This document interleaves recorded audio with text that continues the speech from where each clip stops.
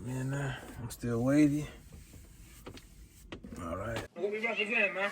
Big money bound. So let her know, man. Big money bound. The kids, man. We got the kids, man. Hold on, I gotta check my sheet of paper. Y'all know I had a long night. Make sure I wrote down what I needed to write down, man. You feel me? Let me see. All right. Just finished working a night shift at one of my per diem jobs. This is how I'm living. And first things first, I want to say, I made it on time. Y'all know, if y'all been rocking with Big Money Bound TV for a minute, like when it comes to being punctual, I got a real problem. Like I have a real hard time with it. I ain't gonna say problem. I have a real hard time with being places on time. But now I gotta make sure I'm on time because they kind of taking this stuff serious and they watching me, they looking at me, and this is how I feed my family, this is how I provide for my son, this is how I look out for Jody Joe, this is how I'm gonna pay off the crib. So I gotta really get it how I live. And I wasn't gonna be picking up extra days at my per diem job like that, but I have to now because, not that I have to, I decided to because I gotta pay back taxes. And I really want to get free. So there's no need in like really prolonging it. Just let me go ahead and get free. I took some time off. I've been off. I enjoyed myself. I enjoyed my family. Like I'm doing my thing.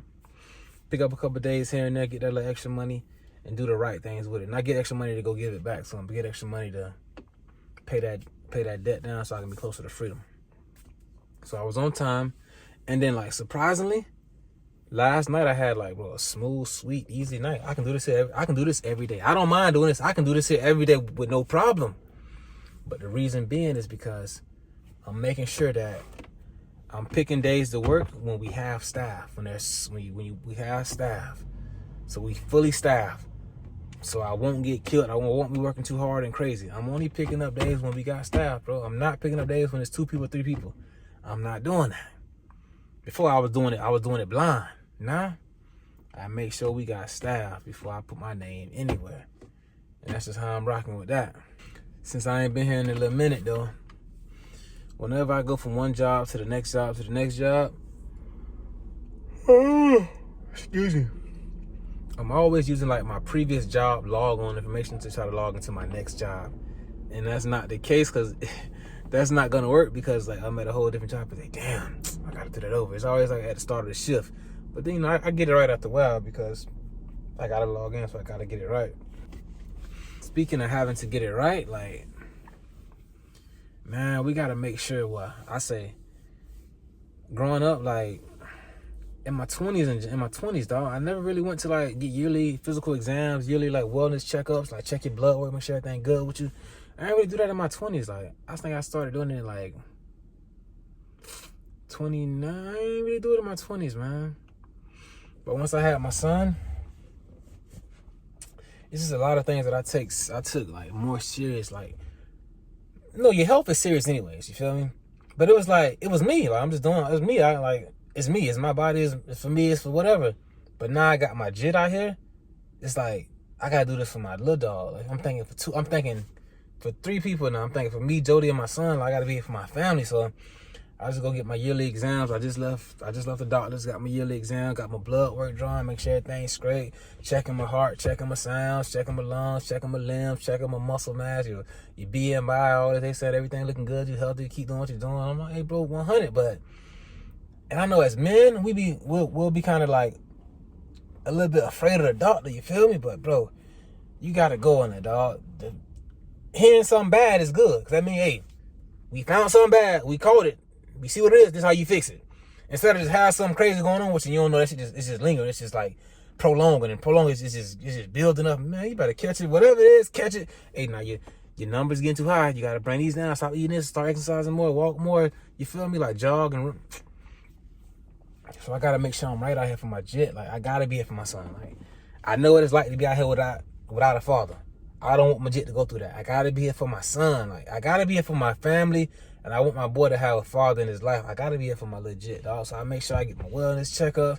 I do my I get my teeth cleaned. I get my dental checkups. I make sure I stay in the gym. I stay healthy. I don't eat crazy. Cause I want to be here with my little dog, man. Cause I had to grow up and figure out this stuff on my own, like trial and error, like how to get a girlfriend, how to talk to girls, how to make them feel good, and how to do that the proper way. Like, bro, like this stuff was trial and error, like. Yeah, man. So I just want to be from a legit, man. Give them pointers, man. Let them know what's up out here in the real world. Let them see how you're supposed to be a man and handle your business, you know? Like your dad working, he going to go get it. He ain't begging for no handouts. He making it away himself. Your dad got free. You feel me? So this how getting free is possible. Now, I ain't just get free and start this money just hand it to you. No, I can't just hand it to you. But I'm going to put you in position to get a lot more than I ever got.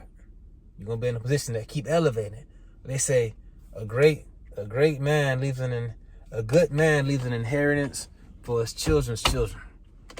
Guarantee I do that though. You feel me? For my jits. That's just where I'm at with it. I kind of got into a little back and I almost got into it with a nurse. You feel me? I almost got into it with a nurse. But like I said, I stacked the fetty up. So I already got the money. Like I'm working from a different viewpoint. Like I'm working not to stay afloat. I'm working so I can kick back on the boat, on the yacht, on the ocean, just sit back and vibe. I ain't just trying to tread water, just keep my head above water. I ain't working like that. So like my attitude at work is gonna be a lot different than a lot of people's attitude. If somebody was going through that, you feel me? Cause they say like majority of like the U.S. workers or the Americans don't got like enough money in their savings for like emergency funds. So that kind of pressure on you, you'll be feeling a different kind of way, man. Trust me, I've been there, I've been beneath there. So I'm at work, bro. I go in, I check on the patient. Patient pulse ox is saying like 75, 68. I'm like, yeah, this ain't right. The patient then has it's a female patient. She got like fingernail polish on, like real thick fingernail polish. So I tell the nurse like, hey, the patient sat is saying like 70. 75, 70. I know that's not correct because the pulse oxygen is showing a good waveform. The lady was like, she was just 97, 98. What did you do to her? I'm trying to let you know that I know it's not a proper SAT reading because the waveform isn't like, it's not a good waveform, and the patient has fingernail polish on. So if you take the fingernail polish on or remove the SpO2 monitor and put it somewhere else, you'll get a better reading. Yeah, why don't you do that? Isn't that a respiratory therapy job? It's like, how am I gonna remove the fingernail polish? I don't know how to do that. I'm like, you ain't a female? I don't wear nail polish. I'm like, hey man, just going. I see you gonna, but I'm still kind of chilling and not thinking nothing of it. I'm like, you can go and change the pulse ox. You feel me? Just put it on a different finger, put it somewhere else. The lady said, where's it at? Like, don't you guys supposed to have that? I'm like, nah, man, I don't got that. The nurse said, I don't got shit either. Now I'm hot, like, bro, I'm on alert now. I ain't got shit. Like, whoa. Hey, so what I reply is, patient stats is low. You have been notified. And I'm gonna go and document that you've been notified. That's all, bro. So I'm finna document that you've been notified. But hey, I'm finna go document that you've been notified. Nurse is aware. So then, like 5 minutes go by, I'm like, bro, I kind of like, I don't let nobody's bad attitude bring my attitude into like a negative place, you feel me? So I'm thinking in my head, like what I should go do, what I should have said, and I'm like, bro, I go to thinking about it, bro, I'm blessed. Like, don't let it even get to you. I walked by shorty. She's like, oh, I changed it, and she said 99%. Hey, keep up the good work. Oh, you're so funny. Now I'm funny though. Now we left. I'm blessed, dog. You ever heard too blessed to be stressed? That's what I be on, man. Like, for real. I'm talking to you about a patient, saturations, vitals, and you got attitude? Like, are you like, we in here making a living to provide for our families, keep a roof over our head, keep food in our body. Why are you angry? Now, I don't know if it was like a financial problem. I don't know if like Mother Nature was bothering you. I don't know if you schizophrenic. I don't know if you got mental issues. I don't know what it is, but dog. And like it's. See, I don't want to say it's always women like I'm sexist or nothing. In a hospital setting, there's a majority women there. So 9 times out of 10, or 8 times out of 10, you're gonna come across like this gonna be with a woman that you're dealing with. So that's why. But it was that situation. Now there's been some dudes that's been tripping too now, so it ain't. I'm just saying it's that time. But majority of the time, it's females who want to get into it, which and it's like, ma'am, I don't. Please, I don't want no trouble. I'm scared. I'm scared of what I may do. I'm scared of what I may do, dog. I'm scared. I'm scared of what I may do. I may do something to jeopardize this bankroll, like, cause I'm in a great position. I'm saying I'm finna be in a great position. I'm in a great position now, like. Once I'm free, like my home is paid off, like this.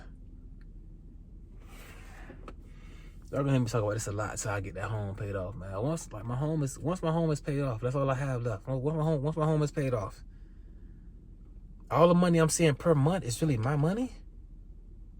10, 11, like bro, 10, 11, like bro, 10, 11, 8, from $8,000 to $10,000 a month is my money. Like aside from my utilities and like shelter, like food, all the rest of the money is mine. Like it's, bro, like that's a continuously until it's over. It's on until it's over. Hey, boy, that's a beautiful place to be in. I'm finna get there, man. In my 30s, you hear this? Like, bro, I can do this if I do this right.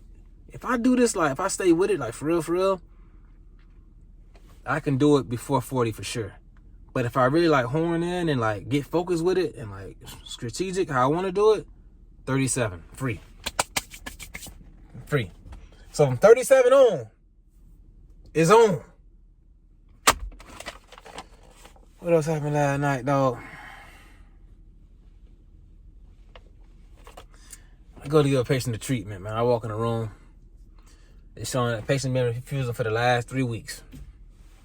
I go into the room to say, I'm here to give you a treatment. Let you know that I'll stop by. Patient said, no, thank you. I don't want it. As expected. All right, cool. The roommate was like, the adjoining room, the other patient was like, hey, are you with transport to take me to the nursing home? I'm like, no, ma'am. I'm like, so who are you? I'm like, I'm respiratory therapy. Oh, okay. Because I've been here waiting all day since 5 o'clock. Hey, ma'am, I'm sorry to hear that, but I wish you the best of luck. Hopefully. Do you know what time they'll be here? No, ma'am, I don't, but I wish you the best of luck. Hope they come soon so you can go where you want to go. She's like, okay, thank you. Just let my nurse know I'm ready to leave. All right, cool. I'm walking out the room. Another patient from across the hall yell out, sir. So I'm assuming that patient heard me talking to this patient. I'm in my head like, damn, man. I'm just trying to do my job, and I'm just trying to go to get these treatments, and I'm like, I can't just ignore him though. All right. So I walk around like, hey, how you doing? How can I help you? The patient said, can I ask you a question? I'm like, sure, what's going on? Do you have a cigarette? Bro, it took everything in me not to laugh. I'm like, no, I don't have a cigarette. This is a smoke-free facility. Have a good night. That boy said, sir, do you have a cigarette? It's like, you asking the therapist for a cigarette. Like, I want you to protect your love. You trying to go burn you one of them, huh? It's crazy, man. That was very funny. It was very hard for me not to laugh. I ain't gonna lie. Another patient interaction. I gave a patient a treatment that lasted about 12 minutes. 10-12 minutes. They were taking 2 treatments. Like, it was a dual nub and I was about to say a dual nub and a bronchodilator. It was a bronchodilator and a corticoid steroid. A corticoid, it was dual nub and Pulmicort, man. A bronchodilator and a steroid. You gotta get them together so they can work. So it takes a little longer. So I put the patient under treatment. When I came back in, the patient that took the treatment off, took the nebulizer off, and was putting nasal cannula in. And I told the patient, I'm like, okay, I see what you're doing, but just remember, you gotta take this into consideration. when you're on a nebulizer, I understand it's finished, but the oxygen is still coming from the mask. The nasal cannula is what you normally use, but there's no oxygen flowing through that. The lady was like, I like you. You're very knowledgeable. Thank you very much. She said, I'll keep this mask on for 30 minutes, even if it's done, because I want to get my oxygen. I'm like, yeah, just so for next time, you know, even though the treatment is done, you're still getting oxygen, so just keep that on until the therapist comes back and puts on his can and say, thank you very much, I appreciate that, man. And for the most part, that was like my night. I had a nurse run up on me at the beginning of the shift. You know, you can tell when the nurse is kind of scared. She ran up on me. She walked up on me and was like, did you suction this patient? Because they had to suction him today. Did you suction him? I'm like, nah, I ain't suction. I'm like, they don't need it. There's no distress. Very diminished breath sounds, no coarseness, 100%. No, they don't need suction now, but if they need them, here all that I get. Oh, okay. I just want to make sure. Know what you know. All right, I got you, man. So before I left that shift, I had to suction that patient. I leave at 6:30. I had to suction the patient at 6:20 because the nurse was calling me, still scared, and let me just go do this and get it done so the nurse can just calm down. And when I went to go do it, the nurse said, oh, thank you. And I'm like, come in here with me. Yeah, I know the patient is sad and good, but they were coughing, and if they're coughing, it's cool, but it's okay to be doing that with all the, like, phlegm down there. Let's go ahead and let's suction, man. So I did the nasotracheal suction, which is like very uncomfortable for a patient, but if you need it, you need it. And that patient did need it. They did have like a moderate amount of secretions that was very thick, so I did go ahead and get that out of there. But a lot of blood came with it, man. When you're going down that airway, no matter how much like KY jelly that you use, lubricant to like make everything like it can try to glide through, it's still like you sticking something in somebody's nose, you feel me? And it's forcefully taking it out. It ain't just rubbing it out. It's really sucking it. Like, bro, this stuff is serious, man. I don't really, that's one of the things I don't like doing. I don't like doing that, and I don't like doing ABGs. Because you causing pain to the patient. Even though sometimes they be like, well, I don't feel nothing. That's the best I ever had it done to me. Thank you. You're amazing with it. But sometimes, and I feel you. I had to go get blood, and I'm scared. I'm poking people every day. But I'm scared to get my blood drawn. And when it comes to like getting my blood work done, like I'm so like self-motivated and driven. It's like, okay, your values are normal, but okay, nah, that kind of high normal. Let me see what I can do to bring that down. Okay, to bring that down, you gotta stop eating. You gotta stop eating like red meat, dairy, like cholesterol. Stop eating red meat. Stop eating dairy. Okay, my BMI is this. How can I get my BMI better? Lose body fat, like, bro. So I be really on it, man, like, for real. But let me go home and see my jit. Speaking of like being here for my son, I gotta go be home for my son. It's the weekend. Let me go holler at my boy.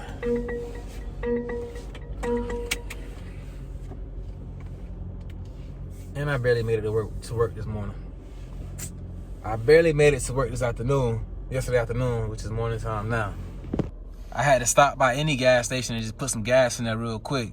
Since it wasn't a gas station I normally use, I only put like $6 in there. But it was enough to get me to work, you feel me? I'm gonna go fill it up now though. Cause Jody didn't have a full tank when she get in here.